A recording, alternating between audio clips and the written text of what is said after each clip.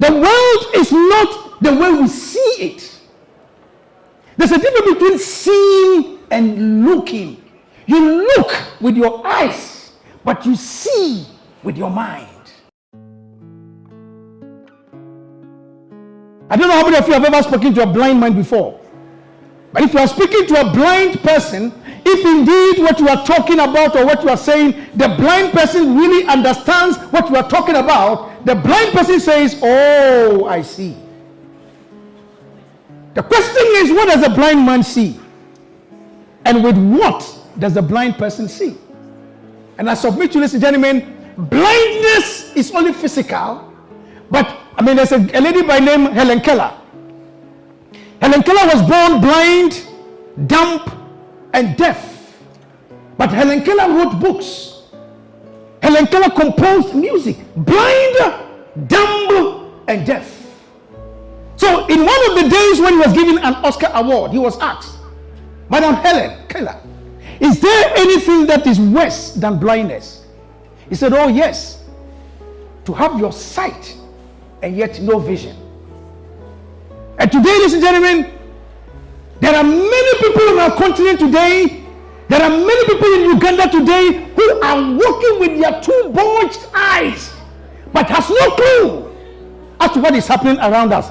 All they're looking at is matoke, posho, and gnat. I will submit to you, ladies and gentlemen, the world is bigger than posho, bigger than matoke. And if you are going to continue to walk about on this campus with your eyes bulging and complain about Chinese with little eyes, then there's a lot for you to begin to think about. Just for you to know, ladies and gentlemen, the world has changed. And you need to understand that it rests on pillars. And if you are going to become relevant in the world today, you must decide which of the pillars am I going to hold. Now, I don't want to go into the Bible, but we are told about a guy by name Samson in 2 Kings. Those of you who are Christians. And the Bible said that Samson lost his vision, the sight. And at the point when he was about to die, the captors required of him to come and make merry for them, to come and entertain them. And the Bible continues to say is that while Samson was making the merry, he required of the young boy who was holding him to position him in between the two pillars of the building. Now, you have to understand that like this auditorium, there are pillars in this building. You can knock off this portion of the wall, the building will still stand. But if you knock off the pillar, the building will collapse. So pillars are very important. And if you don't understand which pillars is holding your life, somebody will come and knock it down. And you end up being a flat person. That is why most of us allow people to walk into our brains with their dirty foot without knowing who is doing what they are doing. So there are pillars in this world. And the Bible said that Samson stood in front of these pillars, and by the time the people said Jack, the pillar had collapsed and the building had sunk in on them. And he said on that day, Samson destroyed so many people on that day than in his own lifetime. So there are pillars that you and I, if you are going to go into the world, you must be able to understand them. Number one pillar is education. Education. You are very fortunate, ladies and gentlemen, to be trained as a tertiary student. Why? Because it means you are enlightened. Education, ladies and gentlemen, is what gives us our intellectual base. That is why when the donor agencies are doing everything, they want to make sure that the budget of education is controlled. Why? Because if you enlighten people, they can see far beyond their current circumstances. So education is good. You can never pray to become a doctor. Malika son sakatuan diribababa yembayanta. I become a doctor. Come on. It don't happen. It does not happen, my friend. How would you feel if you went to the hospital and the doctor said, "I'm going to dissect you"? He said, "I haven't been trained as a doctor. I just have the overall on my body, and so I'm going to dissect you." Will you give your body to the person? No. You can walk around and tell people you're a lawyer. Nobody would mind. The day you go to court, that's when you know whether you're a lawyer or not. And you got to understand that law is not English, it's legal. So education, ladies and gentlemen, defines and shapes our intellectual base. And that is why the Bible said, for lack of knowledge, my people, if you don't educate yourself, you'll be dead. You'll be a walking corpse. And there are many people in Africa today who are dead, but they're walking around. They are dead because the mind is a cake. I'm coming back to something that I'm going to show you. The second pillar is technology. It doesn't matter whether you're a farmer, whether you're a lawyer, whatever you are, ladies and gentlemen, it's important for you to know technology. You cannot say you live in the world today and you don't know what is called email, Facebook, Instagram, Twitter. As you are talking to somebody on the phone, they go online and they are checking who you are. That is why, ladies and gentlemen, those of you who have been posting all kinds of pictures on your Facebook page, you are going to go out there and look for a job. The day your application gets to HR manager, the first thing he or she does, go online and check your Facebook. That's where you see your nude pictures. He sees the places you have been. Because that is a pictorial description of who you are. Technology has changed our world. So you cannot say, as for me, I don't have money to buy data so that I can be on Facebook. You are in the bush. You are not part of the global citizenry. You've got to be in the center space because that is technology. Ask the person sitting next to you, are you in the bush or you are in the city? Ask the person. Government is a pillar. When COVID struck, ladies and gentlemen, we were told to sleep, not to go out. Why? Because there were policies that were made. Governments are necessary to regulate our lives so there will be law and order. That is a pillar that is governing us. Another pillar is family. Family. Family gives us our identity. Another pillar, ladies and gentlemen, is what I call mass media. A lot of the things that have shaped our opinion are traceable to editorial rooms and what have you. Many people sit in their comfort of their homes and they say that these people have even discarded many people based on what media has written about them. Who told you what you read in the media is the truth? Who told you that? They are taking photos here. When we leave here, what are they going to do? They are going to edit. That means the editor may not even have been in this room. But based on his professional standards, he is going to edit whatever happened in this room according to what he thinks the world must see. So do not believe everything you see in the media as sacrosanct. If you are going to become a global citizen, these are some of the things you must understand. I hope I'm communicating to somebody here. Then culture. Culture. Some of us, we're going to live outside of Africa for just 2 months. And our accent has changed. You know what I'm talking about? You know my name, man. You know, yeah, man. You know. Have you ever seen any Chinese man called Shamin? Have you ever seen any Chinese man called Orichiriza? Have you ever seen any Chinese man called what's your name, ma'am? Huh? What? Irene. Are you? What is Irene? Are you a white man?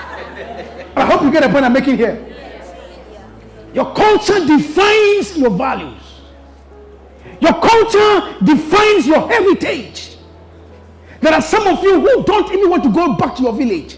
When you see your mother coming, you tell your friends, "He's not my mother." Shame unto you. You have no idea where you are coming from. Ladies and gentlemen, if we are talking about your value systems, they are traceable to the culture. That is why the Chinese has dominated the world. Look at the Asians. Look at the Indians. Have you ever seen any Indian marrying a non-Indian before? Have you ever seen any Chinese marrying a non-Chinese before? The culture is what has defined their stability. And if we are going to become relevant in the world, we've got to understand the essence of culture. So if you go to the village and they say that come and dance, don't pretend you don't like the dance, because what you are doing is that you are telling your parents that you don't believe in that culture.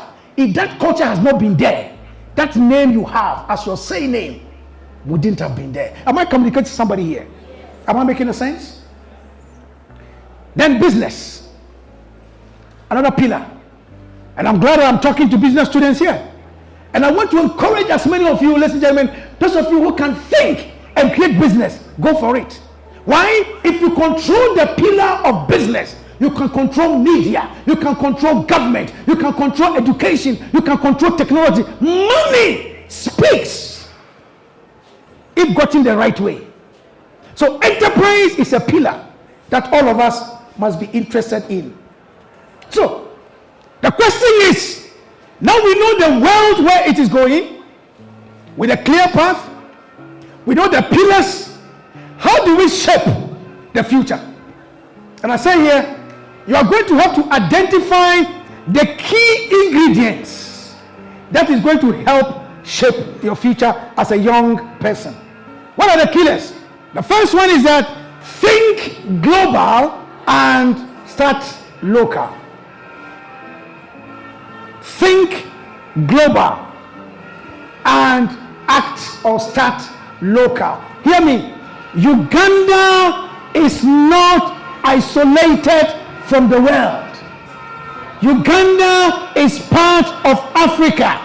Africa is part of the globe. And if you are going to become relevant in the world affairs, in the marketplace, ladies and gentlemen, your mindset must go beyond the borders of Uganda, the borders of Kampala, and start thinking and acting as a global citizenry.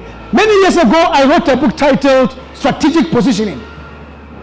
And I said to them in that book that before you finish university, ladies and gentlemen, never leave university without a driving license. Very relevant. I'm not saying have a car.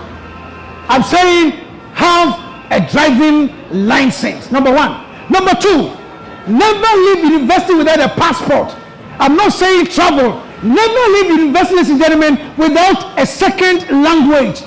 I'm not saying don't speak your Luganda, your Menyankole, what have you. But hear me, it is only relevant for interfamily communication. Beyond Uganda, nobody cares about your Luganda, about your Menyankole. Can you imagine going to a boardroom to apply for a loan, and then you go there and you start sticking Nyanziza. The structure of the loan is not in Uganda. And if you are going to matter in the global world, master your Luganda, but be a super master of a global language. That is the point I'm communicating to you. Otherwise, you can get a first class in Makerere. If you get a C or D in English, which is the global language, and you go for interview and they ask you to describe yourself, your English has lost the leg or the eye or the ear. That will not send you anywhere. Master what I'm talking about here. Think global. Think global. I've been privileged in this country to employ certain people.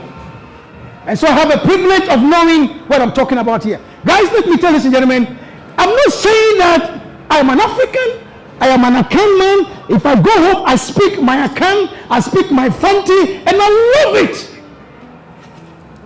But beyond the borders of my traditional area, who cares about it? Between 1990 and 2014, most fast-growing economies in the world, diversified economies. African countries relied on the extractive industries, except Rwanda, Senegal, and Sudan, who managed to diversify their exports. And if we are going to continue to keep producing the same things without thinking about the need of the global market, we're not going to go far. So observe global patterns and issues. We're talking about the keys to shape your positioning. Like I said, master global literature. And I want to urge you, look at what the Chinese are doing. Are you aware that for the last almost 10 years, China has been giving scholarships to Africans? The bright and best brains are being shipped to China to go and do masters and PhD. What does that mean? By the next 25 years, the technocrats, the presidents, the policymakers in Africa would have had a Chinese mind of doing things. That means if China wants to control us, they don't have to come and fight us. They will colonize us without a gun, as they've already started. You must understand what is happening in the global marketplace so you can position yourself well. So master global literature and understand what is happening so that you can move on with your life on that. So you must go global. Going global, ladies and gentlemen, is a mindset, not a geographical location. You can relocate, but not be global in perspective. So if you want to go global, then you got to think globally. Going global isn't simply about traveling. It's about spreading your vision and idea around the world. The next thing I want to tell you and I want to share with you for you to do if you're going to become a global citizen and position yourself strategically is to use your CAT skills. What do I mean by that? Your critical, analytical thinking skills. Today, many young people in Africa can't even do summary. You write something, you ask them to summarize. They will either speak in tongues or they will tell you God will do it for them. Please, think strategically. Learn how to think creatively. It has become an asset. It has become a tool in world affairs today. Don't look at things the way they are. Ask questions. Why are things happening the way they are happening? You see, stop asking close-ended questions and learn how to ask open-ended questions. Why? In life, the quality of the questions you ask determines the quality of the answers you get. And the quality of the answers you get is what informs the direction of your life. If you ask the wrong questions, you get the wrong answers. If I want to ask you what is your name and I mistakenly ask how old are you, what am I going to get? Age. Even though in my mind I wanted to ask your name, so I ran around saying she's called 45, she's called 25, even though I wanted to know her name. That is why I don't agree that knowledge is power. No, I don't. Right knowledge is what makes you powerful, not knowledge by itself.